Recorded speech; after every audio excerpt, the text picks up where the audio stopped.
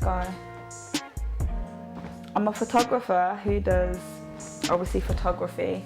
Within that I do fashion portrait events, and I also art direct and retouch.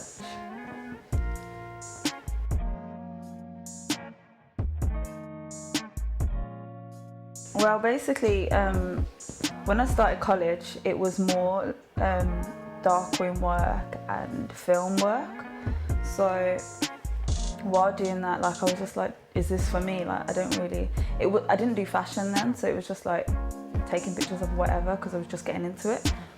And then I think me and my friend Ed, we went into the studio and tried to shoot, and it was so awful, but I had so much fun. Like, I just knew that it was for me. And then I started to book the studio out more, and it was right.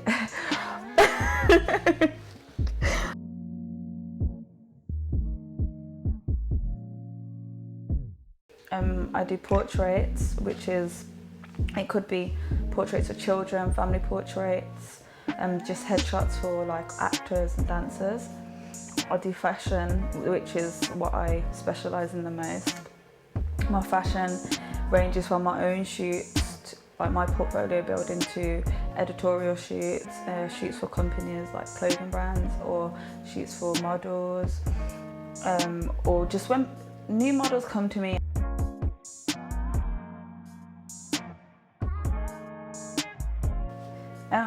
When I was in college doing it, obviously I knew I enjoyed it, but I just didn't know what part of photography I liked.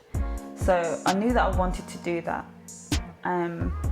It was probably when I started to get more practice, probably in 2013, 2014, when I knew that I needed to book up my ideas and get on track.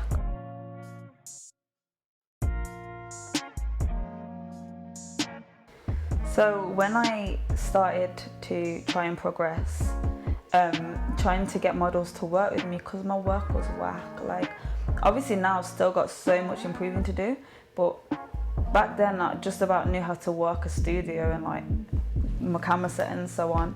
So I knew my work was whack, but I was just trying to like build it up and get there, kind of thing. And I started to use my friends as models, but when I tried to reach out to professional models, like, I was getting shade. Like, people were like, oh, I can't work with you because like basically your work's crap, innit? And like, that's like such a downer. And it's like, some of them wasn't even like professional models, they were just like good looking people. And it was just like, the few people that did give me chance is like, I have so much respect for them now, and like, if they ever come back, I will always shoot with them. Like, but the same people that told me before, like, I can't use them, they ask me now all the time. They always like apply to my castings.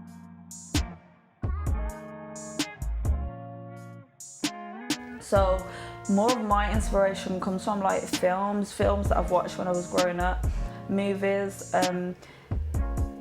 videos, music videos, like 90s music videos, early 2000s R&B, that kind of thing, like the colour and the inspiration. And not only that, the themes that I have within my shoots, I get a lot of inspiration off the music videos for that kind of thing as well.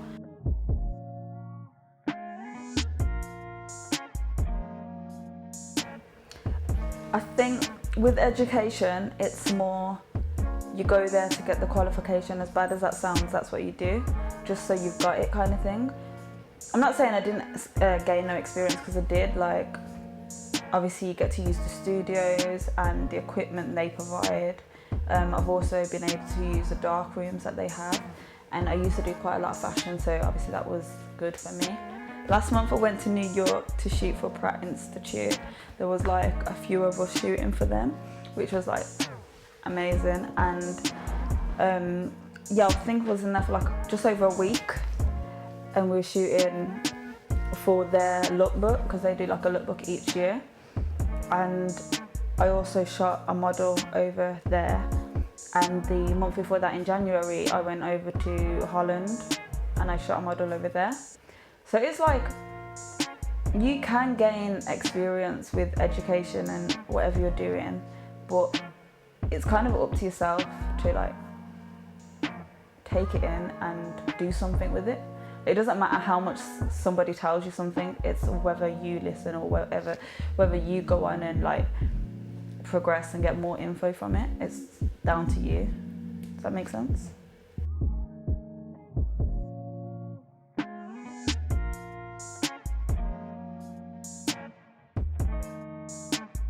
Yeah, that's interesting because I was literally speaking about that yesterday. I think it's important for people that go to uni to humble themselves and not to think that they're better than anybody else. But at the same time, people that don't need to stop putting shame on the people that do, because so many people are like, oh, if you don't do law or if you don't want to be a teacher, then there's no point in it. But everybody has their own vision and has their own journey that they want to go on. So in everybody's head is something different. It's their plan. And if they think that going somewhere or doing something is going to benefit them, then just respect it and like let them do their thing. Don't try and criticize them for them trying to do good. Do you know what I'm saying?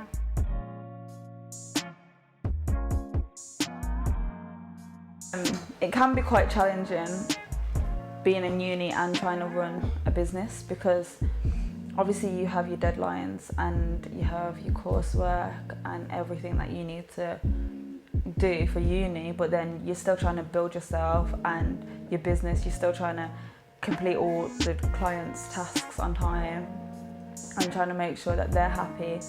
So it can be kind of draining. I think you just need to kind of find a balance.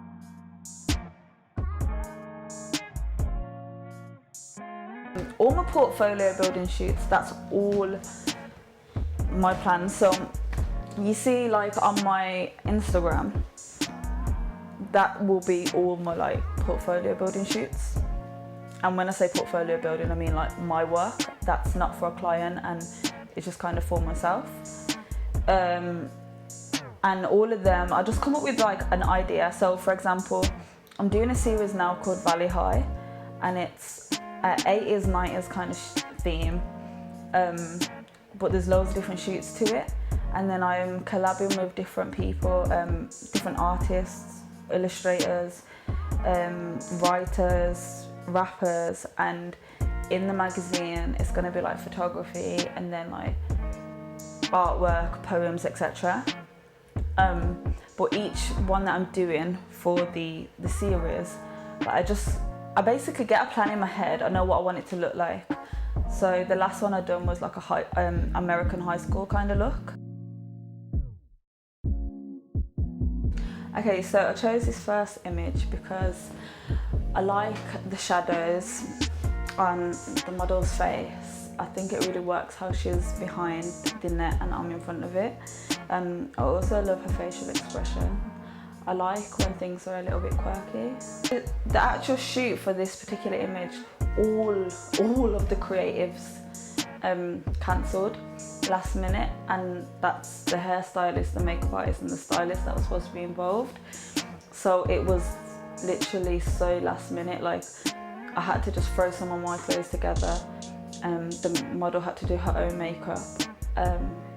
But that's what I like about it, like nobody else was involved, but we still got more than what we wanted in the first place. So this image I took in New York, in Brooklyn, for Pratt Institute. I love how the model is just looking down at the camera, and his complexion against the yellow backdrop really works for me. I love when a darker model is next to a yellow backdrop or orange. It just really works, and especially because his skin looks kind of oily in the image, and I just think like most of my models always put oil on their skin anyway, but his skin was naturally like that, so it just really worked. Thanks. Okay, this next image I also took in New York for Pratt Institute. It was actually the same backdrop that I used on the previous image. I just retouched it differently. I love the position that the model's in and her facial expression. It's just really relaxing and purifying to me. So this image I chose purely because it's different to the rest of my work. It's a really clean studio shot, whereas most of my work have quite a lot of shadows in. I usually use different lights to the one that I used, and a different setup. But it just shows the contrast between the two. And I think it's important to be able to expand your techniques and do different things and produce different kinds of work. So this image was part of my Valley High series that I'm doing. It's the latest one that I've done. The theme to this was like a high school 80s, 90s kind of shoot. And I had the two female models. They were basically acting as friends, and the title, like the header to the shoot is bunking. So basically they were all like bunking off class. And within the different images, you'll see like kind of a series of what they're doing and what they're getting up to. I shot this one on Polaroid, which was a wide format Polaroid. I usually shoot Polaroids or some kind of film alongside my digital work, especially with editorial shoots. Just because I think it's nice to have the balance and have a few different images apart from the digital.